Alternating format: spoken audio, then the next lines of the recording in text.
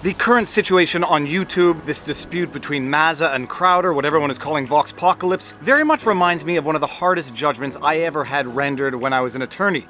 Spoiler alert, I lost.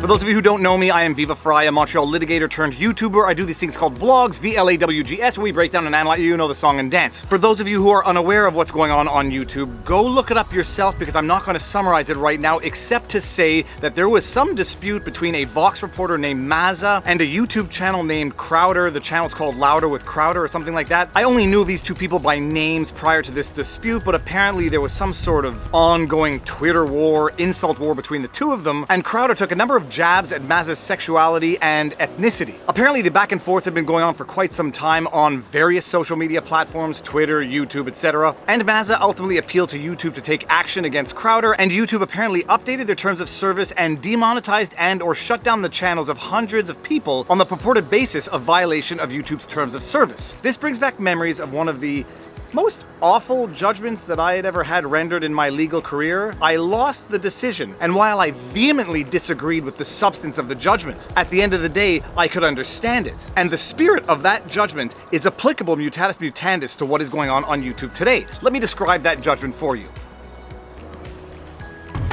Alright, and incidentally, everything I'm going to tell you right now is public domain. The judgment is out there. I'm not telling you anything that's private, confidential, or not public already. I was representing a landlord of a commercial premises. We had petitioned the court to pray act of the extrajudicial termination of a commercial lease and order the eviction of the commercial tenant. The commercial lease between the parties provided for the extrajudicial termination of the lease and the eviction of the tenant. Extrajudicial termination means that you can terminate the lease without having to go to court to get an order saying that the lease has been terminated and the tenant can be evicted. The only problem in law is that notwithstanding the existence of a valid and enforceable extrajudicial termination clause, nothing prevents the tenant from squatting on the premises and saying, you want me out, go get a bailiff to take me out. And then you go get a bailiff to take them out, but the bailiff is saying, I'm not taking anybody out by force unless I have a court order authorizing me to do that. And then you still have to petition the court to have them pray act of the legitimacy of the extrajudicial termination and order the eviction of the tenant, thus allowing the bailiff to remove the tenant by force if necessary. Which is what we do. The tenant had bounced over a dozen checks in a year and a half. The tenant had written checks knowing that there was insufficient funds in the bank account to honor the checks. And the landlord tolerated the bounced checks up to a certain point, and at one point in time said, enough is enough, now we are terminating the lease and I'm kicking you out because I want this premise back. Skip a ton of unnecessary details. The judgment comes down to the effect that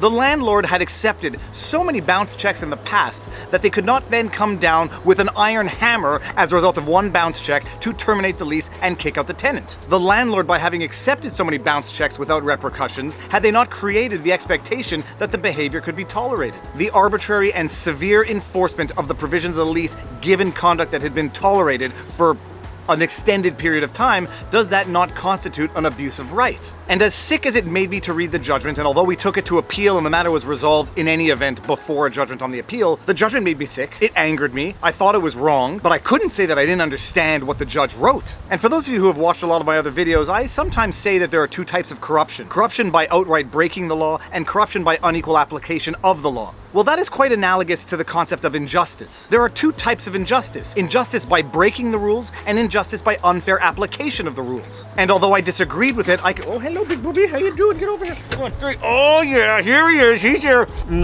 Barney. And although I hated what the judge was saying, I could understand how the judge came to the conclusion that there was, call it arbitrary... Okay, you're done.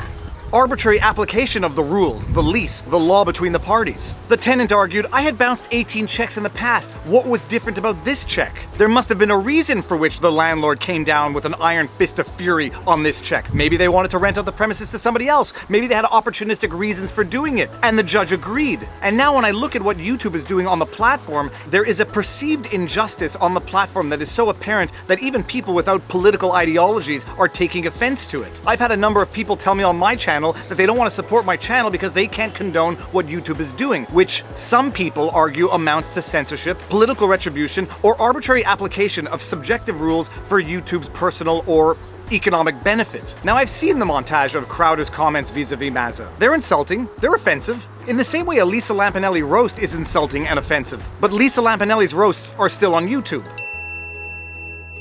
Are they sufficiently offensive that they breach YouTube's terms of service? Going back to the analogy between this judgment that I got from the court, the fact that YouTube had tolerated, permitted, and in fact authorized Crowder's content for an extended period of time might be an indication that, although offensive and insulting, they did not in fact breach YouTube's terms of service. So why now? Why is YouTube now coming down with the fists of fury, not just on Crowder, but on hundreds of other channels? Hundreds of other channels with what some believe to be a certain political leaning to them. A third-party judge might be inclined to see some opportunistic behavior in what YouTube is doing at this point in time. Some people are saying it's about time. Other people are saying it is about time, as in it is about time 2020 time. The fact that YouTube has not only tolerated, but condoned and even promoted a state of affairs for so long, only to now come down with rampant, unforgiving application and sanctions in virtue of the purported terms of service, leads people to question, why now? What has changed? Why is it seemingly only affecting certain channels and not others? Okay, you want to apply the terms of service. It has to be fair and proportionate application of the terms of service to all, lest there be an injustice for some. Ugh, why did I have to remind myself of that judgment? Ugh.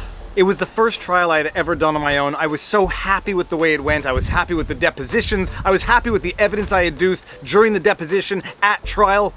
But alas, it's Akira Kurosawa's Rashomon, and incidentally, when I referenced this movie in another video, it's Rashomon, not Rashomon, which apparently is an entirely different movie. It's Rashomon. People see the same thing and everybody comes to their own different conclusions because of the blinders through which they are viewing the world. The judge saw certain facts and came to his own conclusions. In the same way that people are looking at YouTube now and they're all seeing certain facts and coming to their own conclusions. My major concern with what YouTube is doing right now is it's a death by 1,000 cuts. They are killing themselves by instilling a sense of uncertainty, injustice, not only in the hearts and minds of their creators, but on users. People now are on YouTube wondering, what type of content are they getting access to? Is it a platform or is it a publisher? Are they letting people create freely or are they applying their terms of services on some but not others? And in which case, if they are, is what you're getting at the end of the day free access to information or cherry-picked or curated by YouTube for their interests, needs, be they economic, political, or other? And it's scary for me as a creator because I put in years building this channel from nothing to relatively nothing, but it was time, effort, and hours of work. So when I see people saying that they can't support me on this platform because of what the platform is doing to itself, it's concerning for me as a creator, as someone who has invested their time, heart, energy, and soul into their channel. Incidentally, I did go open up an account on Subscribestar and BitChute and what else? Whatever. I'm not worried about losing my content on this platform because I have it all on like 25 terabytes of hard drives in my basement. It would just be a lot of work to re-upload to another platform. Anyhow, those are my thoughts. YouTube is creating a state of uncertainty and a state of perceived injustice on the platform that is going to harm it. It is going to drive the very creators who created the platform to other platforms, and hey, it's evolution, and evolution unfortunately means that sometimes certain species die off so that others can flourish. That's it. Now you know your vlog. Peace out. Boom!